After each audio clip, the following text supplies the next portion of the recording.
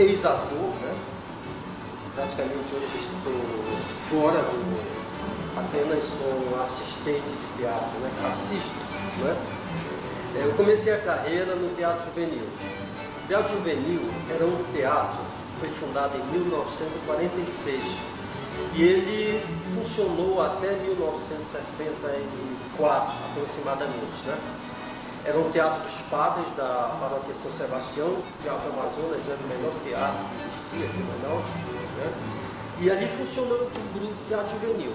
Este grupo, por ter uma orientação católica da igreja dos padres capuchinhos, a maior parte das peças eram escolhidas e indicadas pelos próprios padres, né? Porque eles tinham um coordenador, né?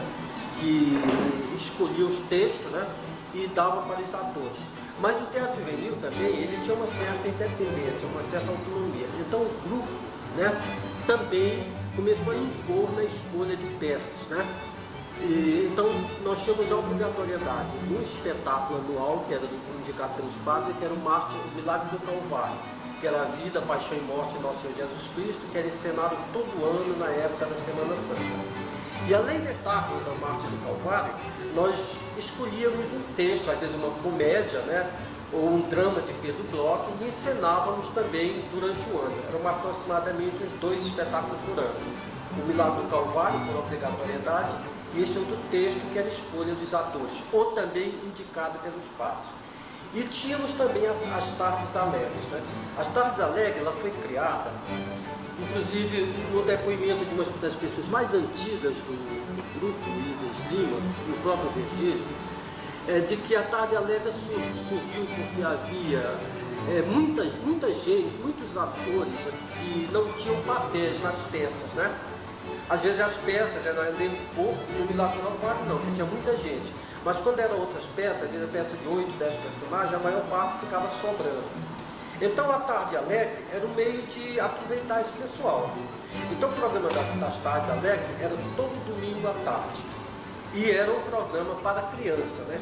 Então nesse programa constava esquetes, né? São aquele tipo de representação ligeira, né? Você improvisa uma historinha curta, né?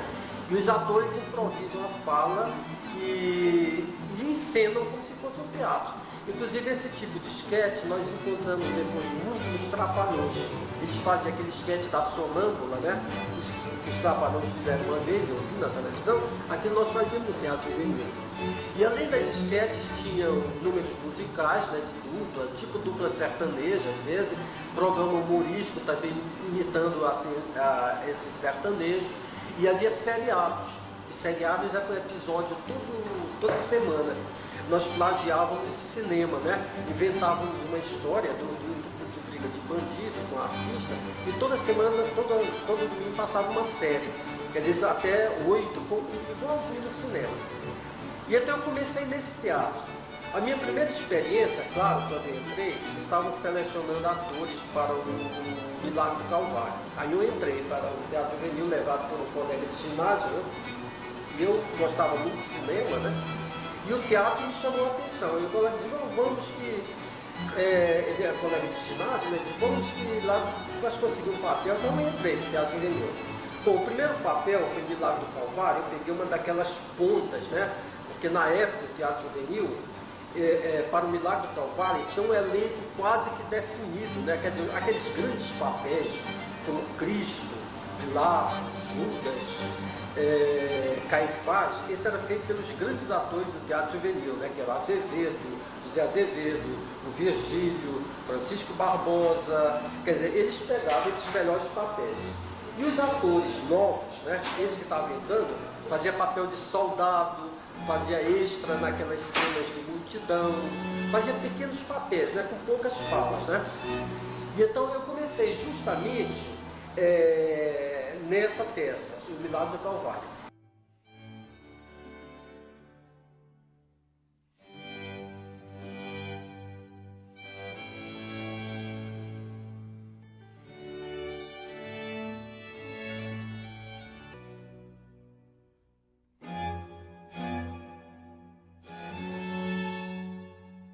Essa homenagem para mim é em boa hora, no momento que eu estou vivendo um drama, digo um drama mesmo, um drama real, não o drama do palco, né?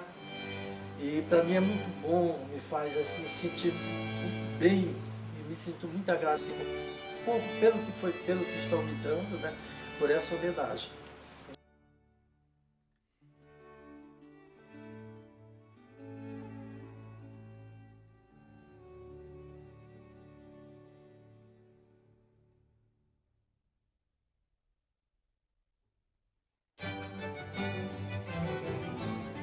Então, ser homenageado durante um festival de teatro, né? Isso aí para mim é uma grande coisa, porque é o reconhecimento de um trabalho que envolve trabalho de ator, trabalho de diretor, trabalho de ponto, porque eu também fui ponto, trabalho de contra-regra, de toda aquela estrutura que dá um suporte ao espetáculo. Eu fiz tudo isso, né? E se homenagear, além disso, também inclui nessa homenagem, por ter me preocupado também de colocar toda essa história que eu vivi em termos de livros, junto com a Selda Varga. Essa eu acho que é a minha maior contribuição e talvez por isso o pessoal tenha visto ainda melhor assim, fazer essa homenagem, porque eu fiz questão de registrar o espetáculo teatral, porque como eu sempre disse, o espetáculo teatral ele é efêmero, né? Mesmo que você filme com DVD, qualquer coisa, nunca é um espetáculo realizado no palco. Eu tenho visto algumas DVD de espetáculo do TESC, né, que o Márcio gravou, mas não é aquele mesmo espetáculo do palco. Bom, minha vida e o teatro. Eu tive uma profissão para me sustentar, que foi professor. Eu não amei, embora tenha sido um bom professor, mas eu nunca me seduziu, era algo para ganhar dinheiro. Agora, algo que foi, a minha realização foi fazer teatro. E o fazer teatro para mim ainda foi maior, porque eu vivi a trajetória do teatro brasileiro, né? Essa nova geração que está aparecendo aí, fazendo teatro agora, já surge num teatro moderno, né? Então, às vezes, não tem nem conhecimento, talvez, do que houve no passado, salvo aqueles mais estudiosos. Eu não. Quando se diz que o teatro brasileiro surge com os jesuítas, né? Que é o teatro praticamente religioso, eu estou inserido dentro disso. Porque eu começo com o teatro feito pelos capuchinhos ali no Teatro Juvenil. Então eu vivi esse primeiro episódio do teatro brasileiro, que é o teatro religioso, o teatro de padres, né? E, consequentemente, o tipo de espetáculo que eu fiz, que eu participei, era o drama da Paixão de Cristo, era aquelas histórias de mártires, né? Aqueles mártires que morreram pela fé cristã, e até um espetáculo que eu considero muito reacionário. Eu não trabalhei nesse espetáculo, porque quando eu entrei ele já tinha sido apresentado. E eu assisti depois uma remontagem com o mesmo elenco, então eu só fiz assistir, foi Espanha e Sangue. Que depois, na época, né, eu assistia a filmes de Hemingway, né, sobre a guerra da Espanha, né, e para mim o Franco é que era um ditador, era um monstro, tudo isso. E para Espanha e Sangue, do espetáculo do Teatro Juvenil, dos Capuchinhos, o Franco era um mocinho, os bandidos eram os comunistas, né? Então, esse espetáculo eu comecei, na época eu não questionava muito, mas eu comecei a ficar intrigado com isso. Mas a gente fazia os espetáculos do Drama da Paixão, e praticamente eu entrei no Teatro Juvenil em 56, saí em 62, foi mais de 6 anos, convivendo com esses espetáculos sobre Marte e tudo isso, que reproduzia em tudo aquele teatro dos jesuítas, porque o teatro dos jesuítas, automaticamente, o que ele representava? Fazia os índios, né, representarem dramas da fé cristã, né? E ali nós fazíamos isso. Então eu vivi esse primeiro momento, que também está na raiz do teatro brasileiro, raiz talvez em todas as províncias do Brasil, tudo isso, esse teatro religioso feito por padres. E o que me fez mudar desse tipo de teatro, essa visão do teatro, né? Foi justamente porque eu já estava no antigo curso pedagógico que formava magistério privado, né? E eu comecei a ter contato com, aliás, alguns amigos meus que foram do Teatro Juvenil estavam entrando para a universidade, como o Virgílio Barbosa. E esse contato com o Virgílio Barbosa, que já era universitário, nós começamos a nos aproximar da UEA.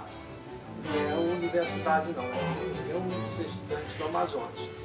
Naquele momento dos anos, já final dos anos 50, né, aqui a UEA era um centro de agitação, porque era um momento que os estudantes estavam vivendo a campanha do petróleo nosso, quer dizer, exigindo reformas de ensino, exigindo inclusive quando o Jânio foi preposto a volta de João Goulart, a posse de João Goulart. Então ali respirava política. E foi quando nós pensamos em fundar o Teatro Universitário, que não existia teatro universitário aqui no Amazonas, né, em Manaus. Quer dizer, então, essa minha entrada para fazer parte daquela política da UEA, começou a proposição nossa de fundar um teatro universitário. Então, eu e o Virgílio que estamos à frente da fundação do Teatro Universitário. Porque a maior parte dos estudantes não tinha essa mentalidade de fazer teatro, primeiro porque era um troço difícil, né? Você tem que ensaiar toda noite. Então o pessoal estava mais preocupado com a política estudantil. Tanto que na primeira montagem, como hoje não há regimento urgente para trabalhar, ele resolveu montar um monólogo que é As Mãos de Eurídice, do Pedro Bloch, né? Ora, As Mãos de Eurídice é uma peça que hoje em dia nós consideramos superada, tudo isso, aquele teatro Pedro Bloch também. Mas na época foi um meio de fundar um grupo com o que tinha.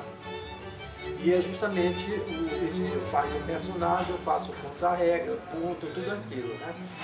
E nós fundamos o Teatro Universitário.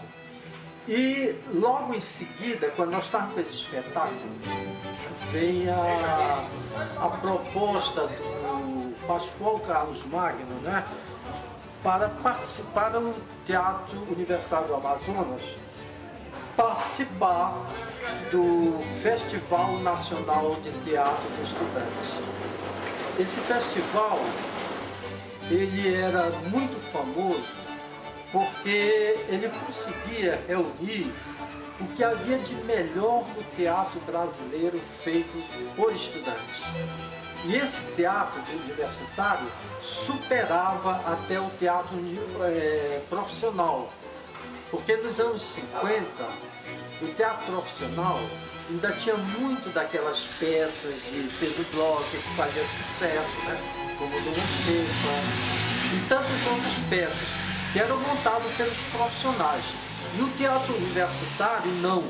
Ele começava a mudar essa concepção de fazer espetáculo. Aliás, desde o grupo do Pascoal Carlos Magno, né, que era o teatro do Pascoal Carlos Magno, quer dizer, os grupos procuravam montar textos clássicos, textos políticos, como o texto de Brecht, tudo isso. Então esse festival arregimentava todos esses grupos que faziam o melhor do teatro brasileiro. É justamente nesses festivais que começa a aparecer Antônio Abidjan, Valmor Chagas, todo esse pessoal que fazia teatro de estudante, teatro amador. Quer dizer, então, esse festival, realizado pelo Pascoal Carlos Magno, ele vai fazer com que o Teatro Universitário do Amazonas vá participar do festival. Eles convidam o Teatro Universitário do Amazonas. E justamente aí é que vai mudar a nossa concepção de fazer teatro. Quer dizer, um teatro mais engajado política e socialmente. Bom, nós escolhemos uma peça que não era tanto isso, né, como o pessoal estava fazendo lá fora, os grupos de teatro universitário fazendo lá fora.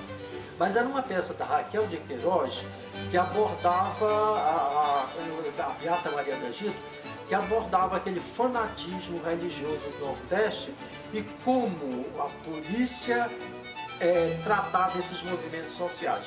Então ela era um avanço, essa peça era um avanço em termos de Pedro Bloch, né? E resultado, nós fomos para esse festival. Esse festival mudou nossas vidas. Nós começamos a assistir Bertolt Brecht com os fuzis da senhora Carrá. Eles não usam black tie, que estava um nascente teatro brasileiro abordando a questão política. Jean-Paul Sartre, né? Quer dizer, começamos a assistir tudo isso. Isso cria uma consciência em nós de estudar teatro e de fazer um teatro mais engajado política e socialmente. Quer dizer, voltamos para Manaus, né? A intenção era até montar Eles Não Usam Black Tie, né? do Arnier. Mas o ambiente da UEA já estava explosivo, né? Ninguém mais queria fazer, só queria era viver a política que estava acontecendo no Brasil, né? Política contra os militares, contra o apoio a João Goulart, apoio a Brizola, tudo isso. E nós ficamos isolados, mas mesmo assim nós ainda participamos da montagem dos textos da CPC da UNE, né? Como a Canção do Sul Desenvolvido. Uhul! Deixou de ser gigante adormecido. E dele um anão se levantou. Era um país subdesenvolvido. Inclusive foi feito aqui um festival com o pessoal do Centro Popular de Cultura, né? No qual veio o Teatro de Belém, a exceção e a regra, e nós aqui montando esses textos curtos que o CPC montava para circular pelos bairros. Então a intenção era fazer esse teatro político. Só que depois que o CPC acabou essa aposta do CPC aqui, praticamente o grupo se desfez. E aí eu parto, né? Eu fiquei abandonado, assim, né? Quer dizer, eu não queria mais voltar a fazer aquele teatro do Teatro Juvenil e também não queria, e como não tinha um teatro universitário, não tinha capacidade de fazer, de dar continuidade, eu fiquei uns 2 anos parados. É quando eu entro para a universidade, né? Curso de filosofia. E lá encontro Aquiles Andrade, Elaine Ramos, Ernesto Renan Freitas Pinto. Aí nós vamos montar uns espetáculos ligeiro composto de música e poesia, que era no estilo do teatro Opinião, né? Aqueles textos, um espetáculo de 40 minutos. Nós tínhamos números musicais, aquelas músicas de protesto. Podem me prender, podem me bater, podem até... Tínhamos os textos bem políticos também, né? Montamos espetáculos sobre a Cecília Meirelles, o Romanceiro da Inconfidência, tudo isso. E começamos a fazer esse tipo de espetáculo, e esse grupo foi denominado Grupo Decisão. Era todo composto de universitários, né? Tinha o Roberto Evangelista, que é artista plástico, tem Ernesto Renan Freitas Pinto, Neide Gondim, quer dizer, era um bando de gente, eu, Aquiles. E aí é quando veio a ideia de ressurgir o teatro universitário. Olha, nós estamos fazendo esse espetáculo, vamos para os bairros, vamos fazer um teatro realmente. E cria-se agora com o Diretório Central, a UEA foi extinta, né?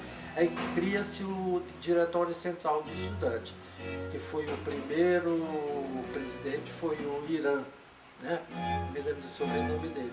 E ele sabia que a gente fazia teatro, ele nos chamou lá para o Diretório Central para nós criarmos o teatro universitário, que o Diretório Central ia dar todo o apoio para a gente. Aí foi bastante, né? Reunimos tudo isso. E a primeira montagem foi uma comédia, Toda Donzela Tem um Pai que é uma Fera.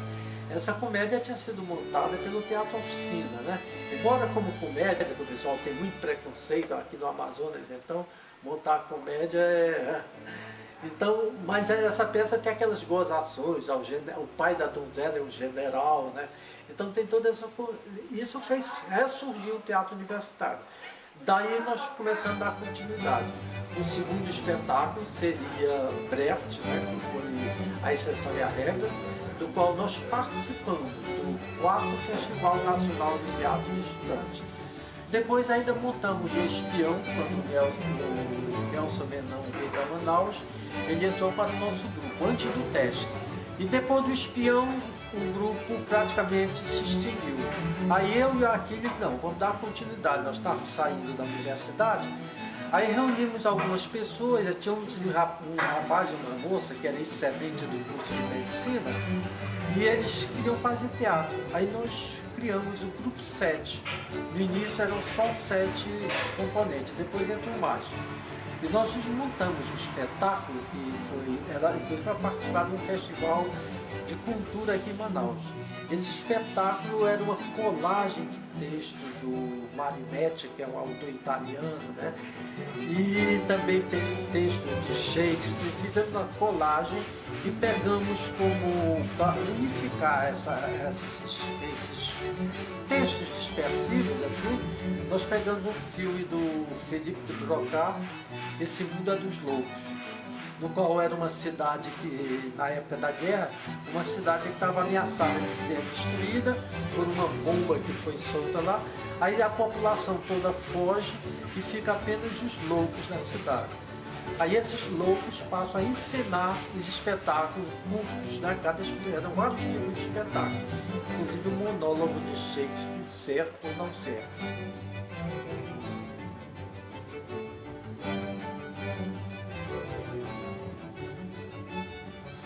E daí, quando terminou o espetáculo, o grupo se desfez de novo. Aí eu digo, bom, o que eu vou fazer agora? Mais uma vez eu vejo, eu sou o último a sair e apagar as luzes. Porque aqui tinha essa história, de repente o grupo desaparece. Aí eu digo, não vou dar com... Aí eu não queria mais fazer teatro. Aí como o Stanley me chama para participar do SESC, do Teatro Experimental do SESC, que o Nelson tinha ido embora, e ele estava com o texto do Fernando Pessoa, o marinheiro, que ele queria montar, ele me chama, e é essa a minha entrada para o TESC. E esse espetáculo é tão bonito, o Marinheiro, que o Márcio Souza, que nunca tinha pretensão de fazer teatro, embora ele tivesse participado uma vez, ele foi assistir esse espetáculo. Ele achou o espetáculo tão lindo, tão bem feito, que naquele momento ele tomou uma decisão. Ele não devia fazer cinema, porque já estava acabando de filmar a cena. Aí ele entra para o Teatro do Sesc. Aí essa junção com Márcio Souza, Stanley Waibe, começa a mudar aquela linha do Teatro Experimental do Sesc, que antes era aquela linha do Nelson.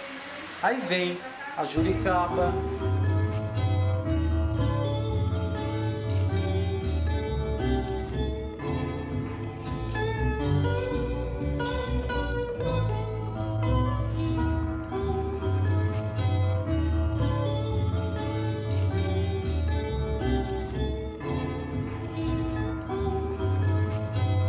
vem Dessana.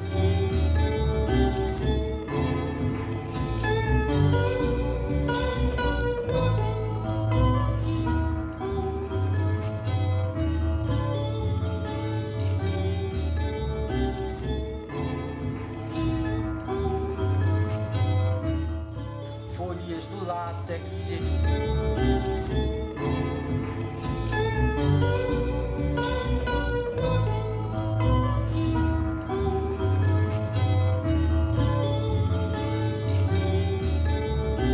E uma série de montagens do qual eu participei, porque embora já no final eu estava lecionando à noite em tudo isso, mas isso, embora eu não estivesse participando diretamente como ator, eu participava sempre ali com o Márcio e tudo isso.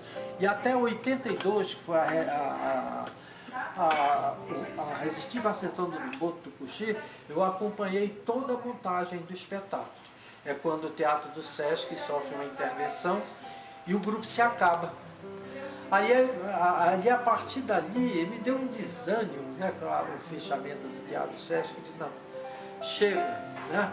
Eu agora vou me dedicar mais a ser professor, porque fazer teatro aqui em Manaus é uma barra, convenhamos, ainda hoje é. Né?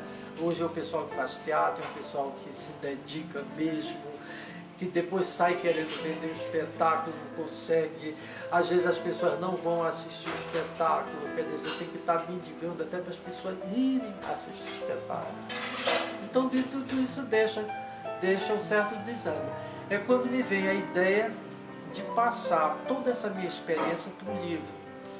Eu nunca pensei em ser escritor. Aí eu fiz um pequeno livro de memórias, né? Que era No Palco Nem Tudo é Verdade. Eu estava trabalhando na SEDUC e me passou pela cabeça registrar. Mas é um livro muito pequeno, que contava só episódios, embora o pessoal goste muito, que é uma leitura agradável, mas o Márcio disse que o livro era de uma souvenirs, porque eu tinha tanta coisa a dizer e disse num espaço pequeno.